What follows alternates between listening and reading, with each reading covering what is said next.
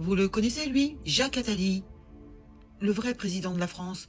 Et écoutez bien ce qu'il disait, juste après le traité de Maastricht, comme le piège s'est enfermé sur nous. Tous ceux qui, dont j'ai le privilège d'avoir fait partie, ont tenu la plume pour écrire les premières versions du traité de Maastricht, on s'est bien engagé à faire en sorte que sortir ne soit pas possible. On a soigneusement oublié d'écrire l'article qui permet... 1992, traité de Maastricht. En France, le 20 septembre 1992, référendum. Résultat ric-rac, 51% de oui. Autant vous dire que la moitié du pays n'en voulait pas.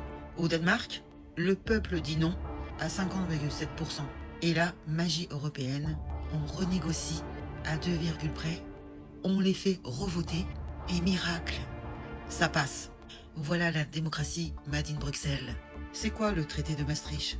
Eh bien c'est le moment où la France a donné les clés de la baraque à Bruxelles. Et elle lui a même dit, servez-vous, c'est open bar. Officiellement, Maastricht est censé renforcer l'union entre les peuples européens.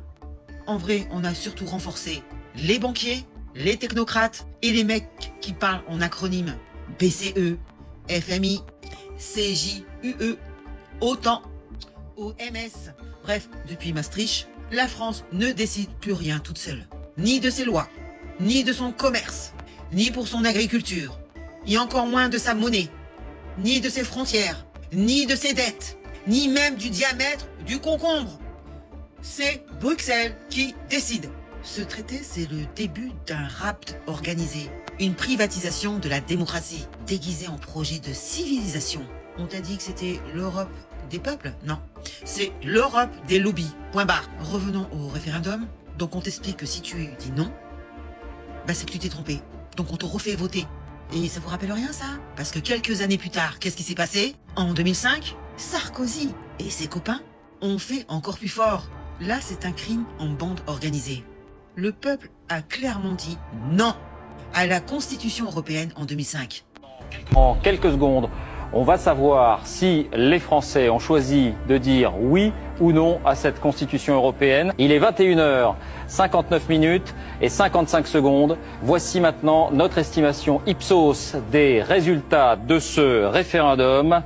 Les Français rejettent la Constitution européenne. Le non l'emporte largement, 55% contre 45%. Il y avait aussi les Pays-Bas qui ont dit non à 61,6%. Et résultat, la Constitution européenne est abandonnée, logiquement. Puisque nous avons dit non, eh bien on a repris l'essentiel du texte, rejeté, sous le nom de traité de Lisbonne, mais cette fois-ci, on évite soigneusement les référendums. Mes chers compatriotes, le Parlement vient de voter la loi autorisant la ratification du traité de Lisbonne. Ce traité simplifié, c'est la France qui a pris l'initiative de le proposer. Pendant la campagne présidentielle, je m'étais engagé à tout faire pour convaincre nos partenaires de tourner la page de la Constitution européenne qui ne pouvait plus entrer en vigueur alors que deux pays, la France et les Pays-Bas, l'avaient rejeté par référendum. Et qu'est-ce qu'il a fait, ce traître? Il l'a fait passer dans le dos des Français, sans référendum, le traité de Lisbonne. Voilà. Sauf que ce petit manège n'en reste pas là. L'Irlande, seul pays obligé par la Constitution, enfin par sa Constitution... Sur 27 pays, seule l'Irlande a prévu un référendum. Tous les autres passeront par la voie référendaire. Donc résultat, 53,4% de non. Et comme au Danemark en 1992, on fait quelques entourloupes, quelques magouilles, on refait voter en 2009. Et cette fois, miracle, encore une fois, 67,1 de oui. Je vous parle de l'Irlande. Hein. Et ça, c'est une démocratie, ça? Ou une dictature? Et ça, c'est tout en transparence. Hein. Mais vous ne le voyez pas. Vous ne comprenez pas, parce que des années ont passé entre-temps. Hein. On oublie, parce que les gens ont autre chose à faire. Voilà comment ça se passe.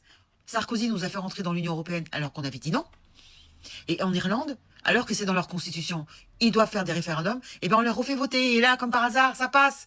Comme par hasard, oui. En tout cas, quand je vous dis que c'est tout en transparence, vous avez l'exemple parfait de Attali, le vrai président de la République française, qui lui l'avoue, hein, sans complexe. Maastricht, c'était bien un piège, verrouillé dès le départ. Tous ceux qui, dont j'ai le privilège d'avoir fait partie, ont tenu la plume pour écrire les premières versions du traité de Maastricht, on s'est bien engagé, fait en sorte que sortir ne soit pas possible. On a soigneusement oublié d'écrire l'article qui permet de sortir. C'était pas très démocratique, c'était pas très démocratique, évidemment, mais c'était une grande garantie pour rendre les choses plus difficiles. Voilà, mes amis. C'est clair là ou pas? C'est clair pour vous? Bienvenue dans l'Europe, hein, de la démocrature. Et il faut remercier Jacques Attali de nous avoir piégés, hein. Merci beaucoup. Et dire qu'il y a des gens qui l'encensent. C'est incroyable, bande de nazes. Allez, lâche-moi un commentaire, partagez la vidéo parce que c'est important que les gens comprennent ce qui s'est passé. Et je vous dis à très bientôt pour une prochaine dinguerie. Salut les gueux et les gueuses. Ciao, et j'en fais partie.